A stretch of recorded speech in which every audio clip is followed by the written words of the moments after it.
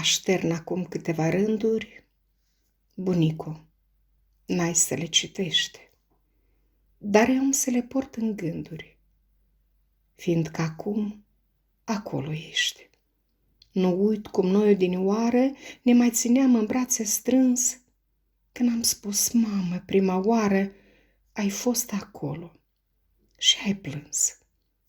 M-ai învățat ce-i modestia și cum pe toți respect eu, ca om mă face hărnicia. Mi-ai spus să cred în Dumnezeu.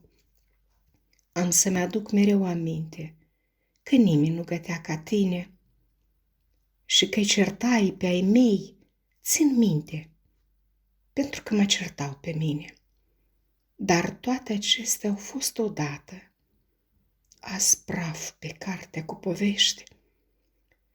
Dacă aș putea măcar odată să mai adorm când le citește și inima se face mică pentru că știe ce lipsește.